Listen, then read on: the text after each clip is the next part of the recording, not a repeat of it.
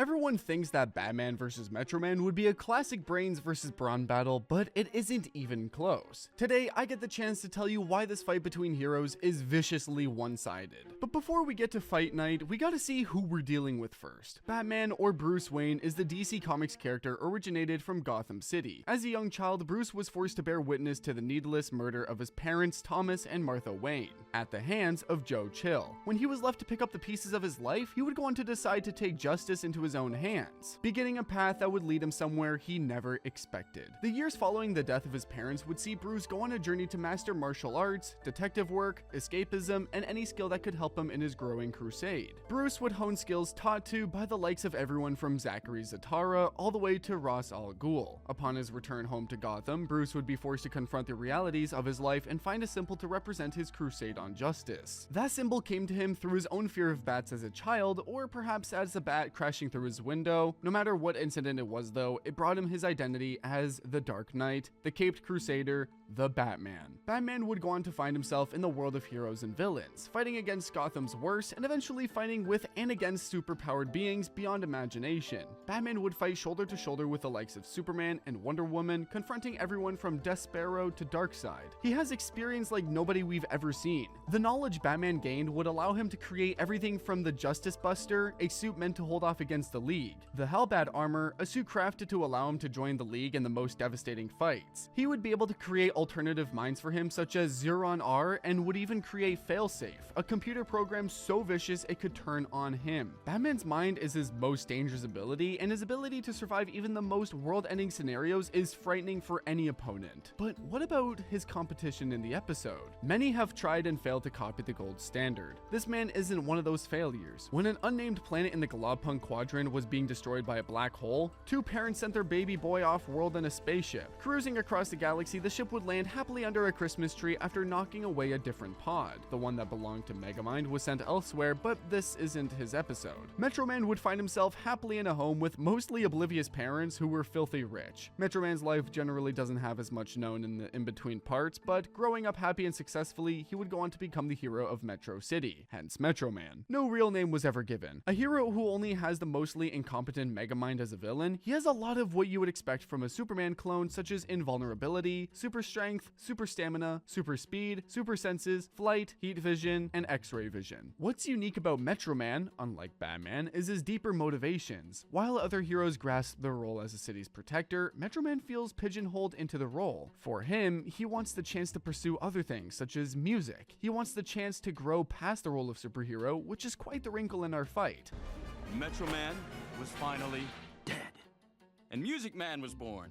Spending all of his time battling Megamind and being just this hero for the masses weighs on him mentally. Nonetheless, what if he finally crossed paths with someone else? Both Batman and Metro Man have feats absolutely respectable to their universe of characters. Batman with his Justice Buster holding off the League, or his Hellbat armor letting him square up with Darkseid, has been proof he isn't afraid to punch up. Metro Man's speed alone showed he was fast enough to have a whole contemplative journey while Megamind shot a laser at him. His speed is no joke and could rival even that of the Flash in some aspects. The main example, as just mentioned, is that Metro Man, in his defining moment where everyone thought he'd been killed, had managed to go so fast that time was almost immobile for him. I find that to be quite impressive because that kind of speed really makes Batman have a steep disadvantage. Now, with our origins and feats under our belts, that sets the stage for our fight night. Batman versus Metro Man, and it isn't even close. Don't believe me? I'll prove it. One of the most important parts of this fight is where they're throwing down. Metro City is a sprawling metropolis with open spaces and lots of air, not a lot of hiding room, and the perfect setup for someone such as Metro Man. Gotham City is a seedy, boxy sort of city with tight narrows and closer netted buildings.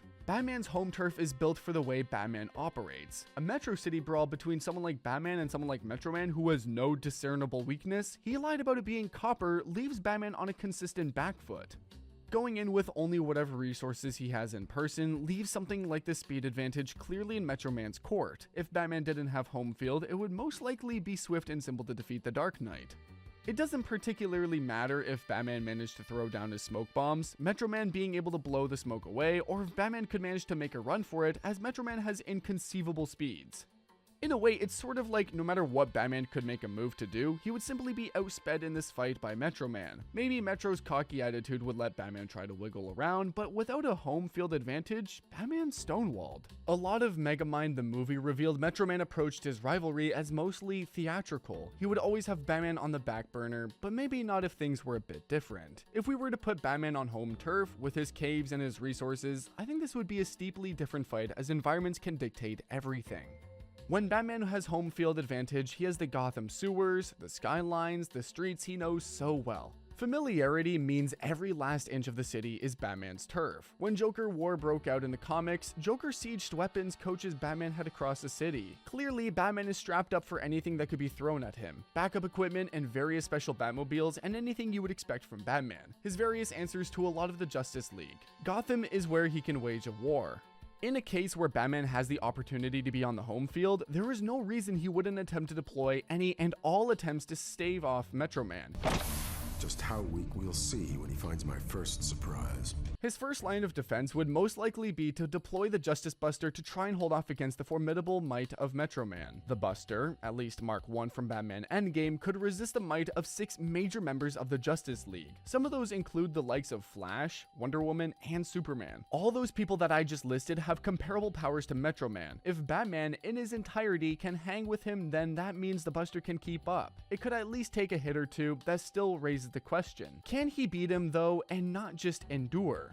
There are some things up Batman's sleeves that can help him out with this. The Sinestro ring he housed that he used to combat that of Power Ring offered a couple of minutes of juice, and maybe that could be enough if he had the chance to get to the ring. Though we've seen Superman crush lantern constructs, so that isn't a certainty because Metro Man may just have that kind of strength. There have been times when Batman has weaponized Scarecrow's most dangerous fear toxins against other enemies, using it to enhance his presence and put fear into them when just his presence wasn't enough. The issue with Metro Man is what his fear would be, because who could be quite sure? He's an invulnerable man who doesn't really have to fear dying. More likely than not, his only real fear is being trapped in this role of superhero. That's not exactly something that would put him in his place. He's a fairly self-confident superhuman, so unless Batman intends to weaponize Metro Man's sadness over not making awesome music, that may not work. Also, his super breath would just blow away the toxins. There's also the other point that for all we know, it wouldn't even work. Overall, a fruitless effort. Batman can endure and hold off all he wants in Gotham City, but is there any way for him to fight back? The question still at the front and center is, could Batman push things in his favor? If presented with the threat of Metro Man and it was a vicious fight, there isn't a reason Batman wouldn't just resort to his ace in the hole. While the Justice Buster would be reasonably solid to hold up and endure, he'd have to pull out the big guns. Batman has his Hellbat armor to fall back on, forged in the fires of the sun and supported by each major member of the Justice League at the time. The Hellbat armor is his pinnacle in terms of what he can craft for combat. He used the suit in a siege on Apokolips, going face to face with Darkseid. The ruler of Apokolips is the end-all be-all of a lot of DC scenarios, and Batman managed to hold his own. The only things that really proved a problem were his endurance and his heart. Bruce's heart being what powers the suit in the high-risk, high-reward kind of deal. It is quite simply the most combative Batman suit that could be presented and would have to be presented in a fight with the likes of Metro Man. I believe Batman would be able to finally fight back against Metro Man if he were adorned in the Hellbat armor, though it could very well be like the scene in Infinity War where Thanos speaks about all of Tony's efforts just to draw one drop of blood. Metro Man has the fascinating reality of being both insanely strong and insanely undercooked in terms of what he presents as his powers and his feats. His speeds I mentioned earlier allowed him to think critically about his role in life and as a hero and everything of the sort. That is some Flash level speeds. Metro Man and what he presents to this is just a challenging mountain. If Bruce managed to endure all this fight and get in the Hellbat armor and land a few punches, it could all be purely theatrics as Metro Man has nigh invulnerability. No one is quite sure what can even really affect him, and that is a frightening fact. Metro Man and the kind of speed he offers could mean he would be sidelining Bruce before Mr. Wayne could crawl his way into the armor. Metro Man quite simply is just that fast, and mixed with his strength could keep even the Hellbat on the backbone. Batman and his immeasurable capabilities and strategies would push him down one path: a war with Metro Man in an attempt to win by any means necessary without having to put the guy down into the dirt, throwing all his best equipment at him and doing everything he can to win. He just wouldn't. Batman is a genius level intellect, but without any discernible weakness and any measure of strength to go on for Metro Man. That just makes Metro Man so powerful. He could be Batman, and it isn't even close. Is there any way? Could Batman take a unique angle and win?